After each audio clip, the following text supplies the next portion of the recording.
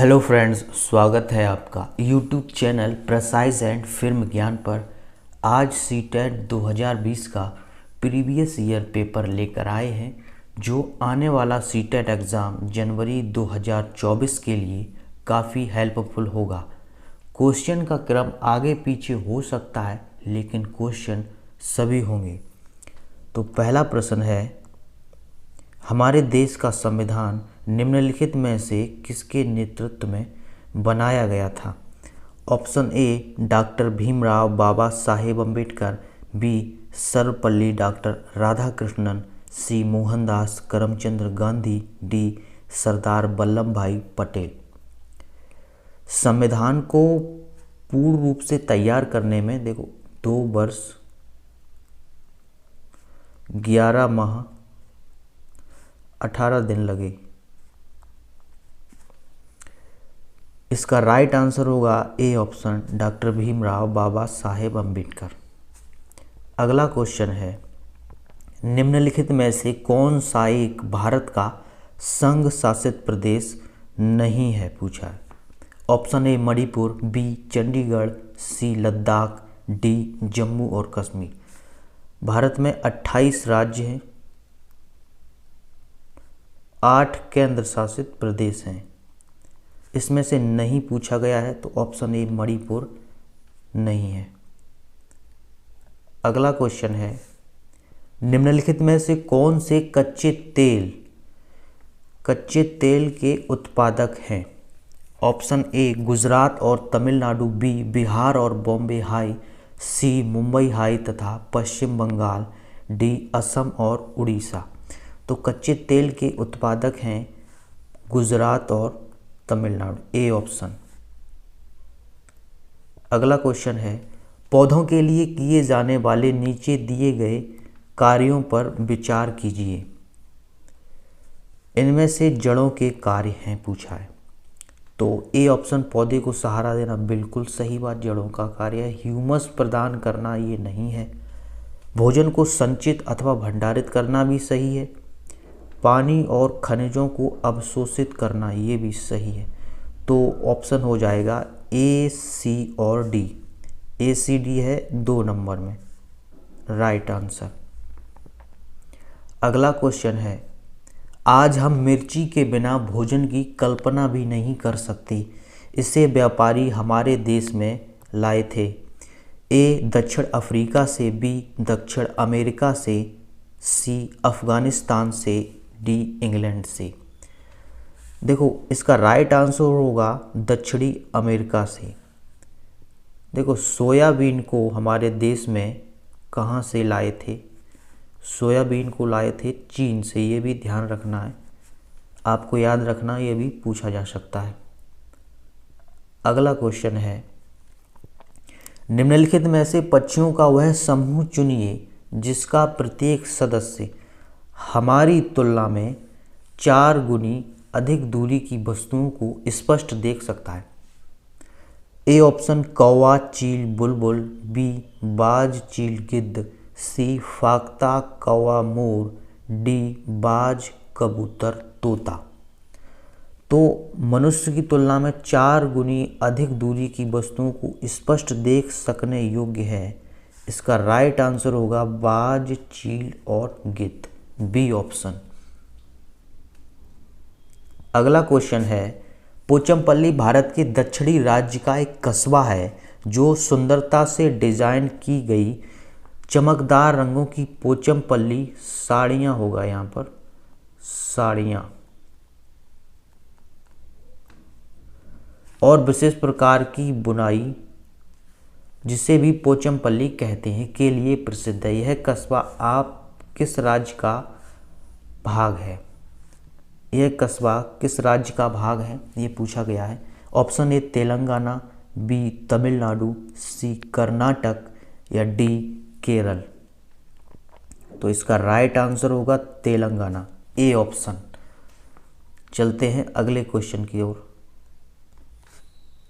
निम्नलिखित में से कौन खाद्य पदार्थों की उस समूह को चुनिए जिसके प्रत्येक सदस्य में लौह तत्व प्रचुर मात्रा में होता है?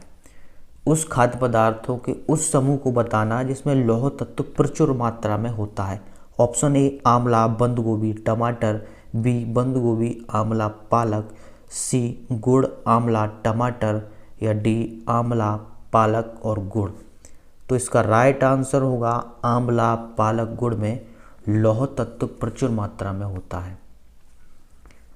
अगला क्वेश्चन है, निम्नलिखित में से किसने मटर के पौधों के साथ प्रयोग किए गए और यह पाया कि मटर के पौधों में कुछ ऐसे लक्षण होते हैं जो जोड़ियों में पाए जाते हैं, जैसे चिकनी या खुरदुरी, लंबे या बोने, पीले या हरे आदि।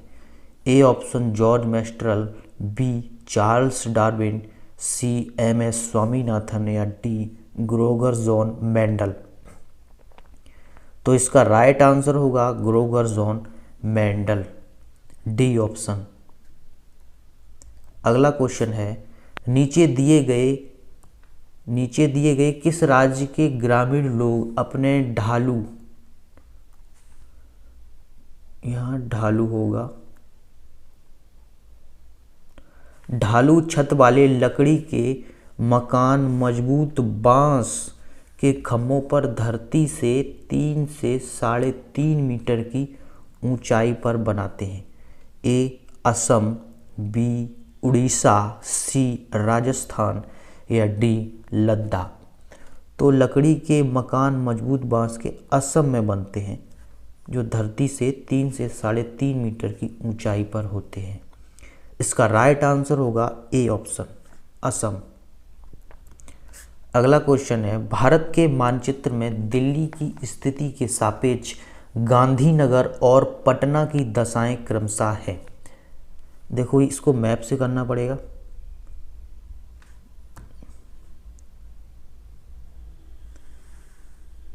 ये भारत का मानचित्र मान लो, तो इसको मान लो दिल्ली की स्थिति के सापेक्ष पूछा गया है। इसका कलर चेंज कर लेते हैं, रेड ले लेते हैं। तो दिल्ली मानचित्र में यहाँ पर है, ये दिल्ली है, दिल्ली, गांधीनगर और पटना की, और गांधीनगर यहाँ पर हो जाएगा।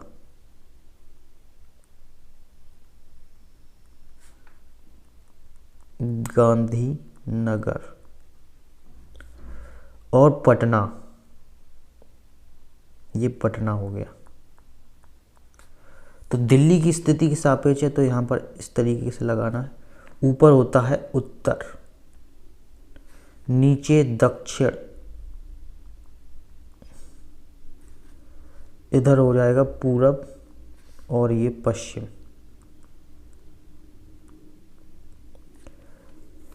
दिल्ली की स्थिति के सापेक्ष, तो ये दिल्ली यहाँ पर है, कलर फिर से चेंज कर लेते हैं इसका, ये रख लेते हैं,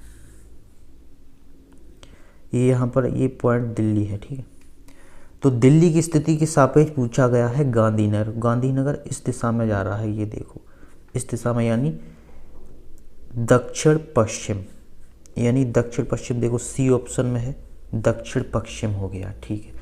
अब दिल्ली की स्थिति के सापेक्ष पटना की पूछ रहा है, तो पटना ये है यहाँ पर, तो दिल्ली की स्थिति के सापेक्ष इस दिशा में जा रहा है, यानी दक्षिण पूरब में, यानी दक्षिण पूर्व। ये देखो यहाँ पर है सी ऑप्शन, दक्षिण पूरब। तो इसका राइट आंसर होगा सी, दक्षिण पूरब और दक्षिण पश्चिम। आपको समझ में आ गया है, उम्मीद है। अगला क्वेश्चन है, ईबीएस में मानचित्रण कौशल ए रिकॉर्डिंग कौशल को विकसित करता है, बी स्थान की सापेक्ष स्थिति की समझ को विकसित करता है, सी लैंडस्केप खींचने के कौशल को विकसित करता है, डी पूर्वानुमान और गणना के कौशल को विकसित करता है। तो ईबीएस में मानचित्रण कौशल जो है वो स्थान की समझ, स्थान की सापेक्ष स्थिति की समझ को विकसित करता है। इसका राइट आंसर होगा बी ऑप्शन। अगला क्वेश्चन है, मुस्कान ने परिवहन में डीजल वाहनों का उपयोग निषिद्ध होना चाहिए विषय पर एक वाद विवाद का आयोजन किया। मुस्कान के द्वारा इस विषय पर कक्षा में वाद विवाद की आयोजन का क्या उद्देश्य है? ए, यह आधुनिक वाहनों के उपयोग के लाभों पर छात्रों को संवेदनशील बनाना चाहती है। नहीं, ये तो नहीं है, गलत है। यह छात्रों को कई दृष्टिकोण की सराहना करने में मदद करता है। वह पूरी तरह से परिवहन डीजल में वाहनों पर प्रतिबंध लगाने की आवश्यकता पर छात्रों को संवेदनशील बनाना चाहती है, प्रतिबंध लगाने पर नहीं कह रही। डी ऑप्शन, यह छात्रों के विचारों को जानने और उन्हें सही करने में मदद करेगा। तो इसका राइट आंसर होगा, यह इस छात्रों को कई दृष्टिकोण से सराहना करने में मदद करता है। बी ऑप्शन इसका राइट आंसर है। अगला क्वेश्चन है, नीचे दिए गए कौन से एक राज्य में तोरांग का अर्थ जंगल? ए मिजोरम, बी झारखंड, सी उड़ीसा, डी असम। तो इसका राइट आंसर होगा झारखंड। अगला क्वेश्चन है, कोई लड़का नागरकोइल से मड़गांव जाने के लिए 4 जून 2020 को किसी रेलगाड़ी में सवार हुआ। यह रेलगाड़ी 22:30 बजे नागरकोइल से चली और 6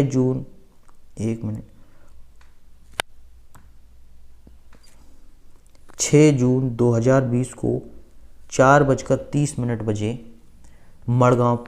यह इस समय अंतराल में रेलगाड़ी 1145 किलोमीटर की दूरी की तय की। तो रेलगाड़ी की औसत चाल लगभग क्या थी? देखो, 4 जून को 10:10 बजे नागरकोइल से चला और 5 जून को मान लो 10 बजे, 5 जून को 10:30 पर 5 जून को भी तो गई। अब यहाँ पर आती है 6 जून की। 6 जून को 4:30 बजे मड़गांव पहुँची। तो 6 जून को 4:30 बजे मड़गांव पहुँची। इसका कलर चेंज कर लेते हैं, रेड।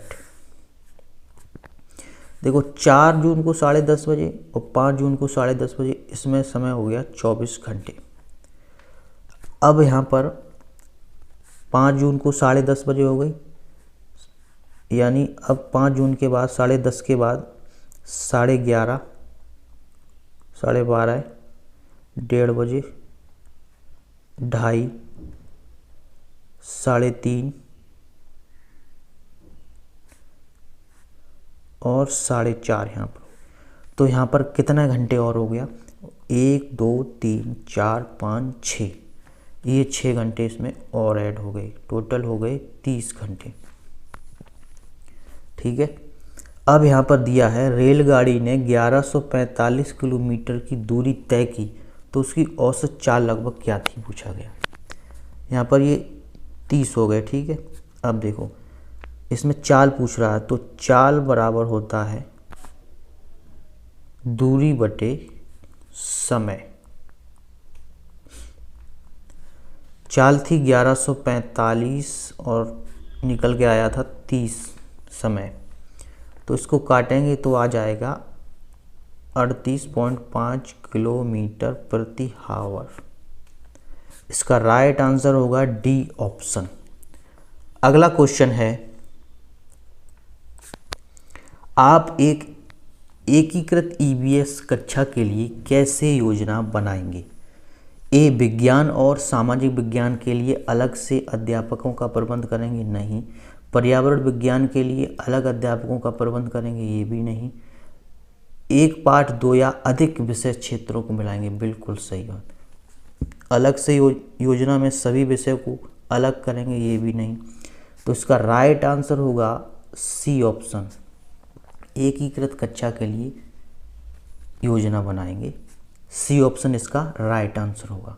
अगला क्वेश्चन है, आपका घर एक्स पर स्थित है। यदि आपका विद्यालय ठीक सामने है, परंतु बीच में व्यस्त राजमार्ग होने के कारण आप सीधे नहीं जा सकती, अतः आप पहले ठीक दक्षिण में 125 मीटर की दूरी पर जाते हैं, फिर ठीक पूर्व में 100 मीटर की दूरी पर लंबा सुरंग पथ पार करते हैं और अंत में आप ठीक उत्तर में 125 मीटर की दूरी पर अपने बाई विद्यालय पर पहुंचते हैं। तो पूछा गया है बाई पर विद्यालय के सापेक्ष एक्स पर आपका घर कहाँ स्थित है। देखो माना आपका घर एक्स पर स्थित है, ये एक्स पर स्थित है। उसके बाद पहले आप ठीक दक्षिण में 125 मीटर की दूर जाते हैं, दक्षिण यानी नीचे साइड में ही जाओगे 125 मीटर की, और फिर ठीक पूरब में 100 मीटर की दूरी पर जाते हैं, ठीक पूरब में इधर साइड जाओगे 100 मीटर की दूरी पर, और लंबा सुरंग पथ पार करते हो, और अंत में आप ठीक उत्तर में 125 मीटर की दूरी पर बाई पर विद्यालय पहुंचते। यानी उत्तर में पूछ रहा है तो यहाँ से फिर उत्तर में यहाँ पर अपने बाई पहुँचते हैं विद्यालय। तो पूछ रहा है विद्यालय बाई पर विद्यालय के सापेक्ष एक्स पर आपका घर कहाँ स्थित है। तो जब यहाँ बाई विद्यालय पर पहुँच गए तो फिर एक्स यानी आपका घर इस दिशा में स्थित है, यानी पश्चिम दिशा में होगा। इसका राइट आंसर होगा ए ऑप्शन। ठीक है, समझ में आ गया होगा आपकी, उम्मीद है। अगला क्वेश्चन है, इकरा अपने शिक्षार्थियों को ईबीएस में समाचार पत्रों को और पत्रिकाओं को पढ़ने के लिए प्रोत्साहित करती है। ए, यह शिक्षार्थियों को स्वतंत्र बनाने में सहायता करते हैं। वी, यह शिक्षार्थियों को प्रतिस्पर्धी बनाते हैं, मनोरंजन के साधन उपलब्ध कराते हैं। डी, यह शिक्षार्थियों को उनके अपने संसार से जोड़ने में सहायता करते हैं। देखो ये पॉजिटिव टैग वर्ड है, उनको अपने संसार से जोड़ने में सहायता करते हैं। तो इसका राइट आंसर यही है, ऑप्शन डी। अगला क्वेश्चन है, नीचे दिए गए, देखो पेडागोजी को आप टैग वर्ड से अच्छे से टैग वर्ड का यूज करके आप पेडागोजी को निकाल सकते हैं। अगला क्वेश्चन है, नीचे दिया गया कौन सा कथन मधुमक्खियों और छत्तों के विषय में सही नहीं है, पूछा है। छत्ते में बहुत सारी काम करने वाली मक्खियाँ होती हैं, छत्ते में बहुत सारी काम करने वाली मक्खियाँ होती हैं, ठीक बात है। छत्ते में केवल कुछ नर मक्खियाँ होती हैं, ये भी ठीक है। प्रत्येक छत्ते में एक रानी मक्खी होती है जो अंडे देती है, ये भी ठीक है। नर मक्खियाँ छत्तों के लिए अत्यंत महत्वपूर्ण है, ये गलत बात है, और बस यही इसका राइट आंसर होगा। निम्नलिखित में से कौन सा, एक मिनट, निम्नलिखित में से कौन सा एनसीएफ होगा, यहाँ पर एनसीएफ 2005 के अनुसार ईबीएस पाठ्यक्रम में सूचनाएं 6 विषयों में से एक हैं। ए, चीज़ें जो हम बनाते हैं और करते हैं। बी, निर्णय वाले कथनों को मिलाना। सी, पदार्थ, या डी, प्राकृतिक संसाधन। तो एनसीएफ 5 के अनुसार ईबीएस के पाठ्यक्रम में 6 विषयों में से एक है जो चीज़ें जो हम बनाते हैं और करते हैं। इसका राइट आंसर होगा ए ऑप्शन। अगला क्वेश्चन है, कुछ हजार साल पहले भारत में तालाबों के निर्माण के लिए अल बरूनी के अवलोकन के आधार पर कक्षा 5 के ईबीएस के पाठ्य पुस्तक में एक अनुच्छेद है। इस अनुच्छेद को शामिल करने का क्या उद्देश्य होगा। ऑप्शन ए, यह इतिहास के स्रोतों की पहचान करने में शिक्षार्थियों की मदद करता है। बी, यह शिक्षार्थियों को अवलोकन की रिकॉर्डिंग में सुधार करने में मदद करता है। या सी, शिक्षार्थियों को कुछ हजार साल पहले भारत में मौजूद तकनीक की सराहना करने में मदद करता है। या डी, यह शिक्षार्थियों को इतिहास में साक्ष्यों की भूमिका की सराहना करने में मदद करता है। देखो रिकॉर्डिंग में सुधार के लिए तो मदद नहीं करता है, ये गलत है ऑप्शन। बाकी के ए ऑप्शन, सी और डी होगा, यानी इसका राइट आंसर होगा ए, सी और डी, यानी 4 नंबर। अगला क्वेश्चन है, निम्नलिखित में से क्या ईबीएस में आकलन का एक व्यापक संकेतक नहीं है। ईबीएस में आकलन का व्यापक संकेतक नहीं है पूछा गया है। समानता के प्रति अधिकार, बी अवधारणा मानचित्रण, या सी सहयोग, डी न्याय के प्रति सरोकार। तो ईबीएस में आकलन का व्यापक संकेतक नहीं है, वो है अवधारणा मानचित्रण। बी ऑप्शन इसका राइट आंसर है। अगला क्वेश्चन है, ईबीएस की एकीकृत प्रकृति सहायक है शिक्षार्थी केंद्रित उपागम का पालन करने और संकल्पनाओं की अधिक संख्या का परिचय देने में, दी गई सूचनाओं और विवरणों से सीखने में, सी पाठ्यचर्या के भार को कम करने और विशिष्ट प्रकरणों को पेश करने में, डी पाठ्यचर्या के भार को कम करने और शिक्षार्थियों को सार्थकता पूर्वक सीखने में। ये अच्छा विकल्प है, इसका यही राइट आंसर होगा, डी ऑप्शन। पाठ्यचर्या के भार को कम करने में और शिक्षार्थियों को सार्थकता पूर्वक सीखने में। यह ईबीएस एकीकृत प्रकृति सहायक है, ईबीएस की एकीकृत प्रकृति सहायक है। अगला क्वेश्चन है, पर्यावरण अध्ययन में प्रश्न करने को एक युक्ति के रूप में उपयोग किया जाता है।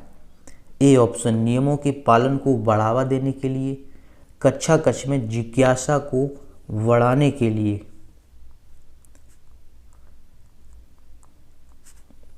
अनुशासन को बनाए रखने के लिए, डी ध्यान खींचने के लिए। देखो, पर्यावरण अध्ययन में प्रश्न करने के युक्त को हम कक्षा कक्ष में जिज्ञासा को बढ़ा सकते हैं, जिज्ञासा को बढ़ाने के लिए उपयोग किया जाता है। तो इसका राइट आंसर है बी ऑप्शन।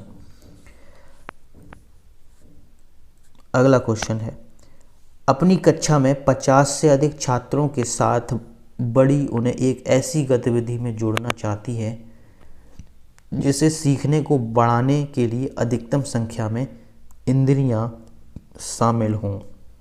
निम्नलिखित में से कौन सा क्रियाकलाप उपरोक्त कार्य के लिए ठीक होगा? ए उचित ए-बी साधन के लिए स्मार्ट कक्षा का उपयोग करना, ये गलत है। नज़दीक के स्थान के लिए क्षेत्र भ्रमण का आयोजन करना, कौशलों के प्रदर्शन के लिए समुदाय के संदर्भ व्यक्तियों को आमंत्रित करना भी गलत है।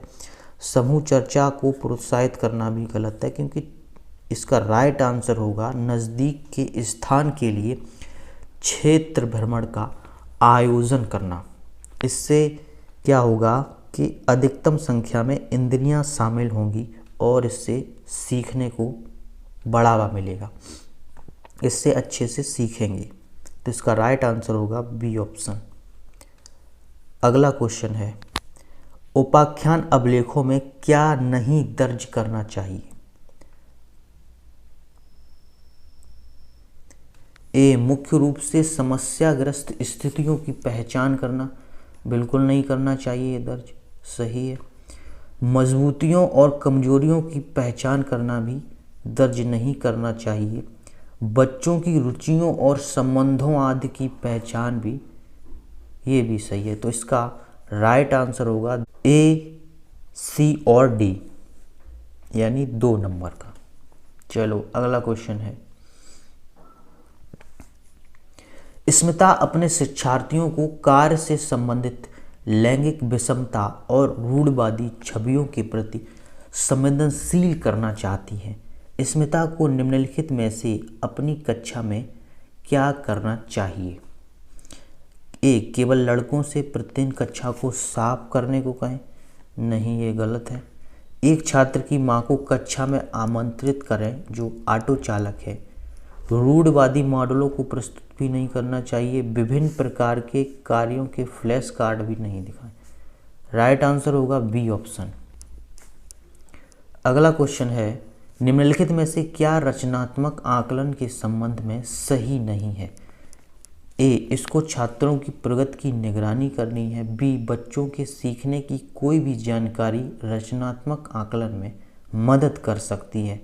सी रिपोर्ट कार्ड के प्रत्येक तिमाही में इसकी सूचना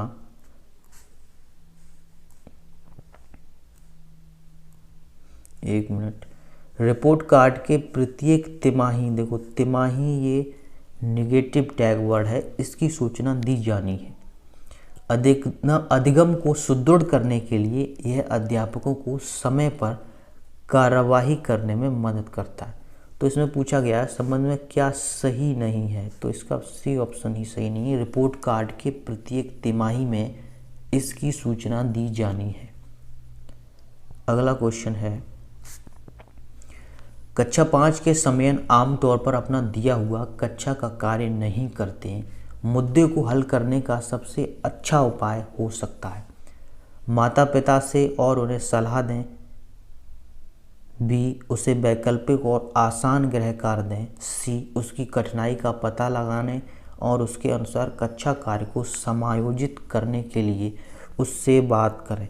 बिल्कुल ठीक बात है, किसी दूसरे बच्चे को उसकी कक्षा के कार्य को पूरा करने में मदद करें। किसी दूसरे बच्चे को क्यों कहेंगे, तो इसका राइट आंसर है उसकी कठिनाई को पता लगाएं और उसके अनुसार कक्षा के कार्य को समायोजित करने के लिए उससे बात करें।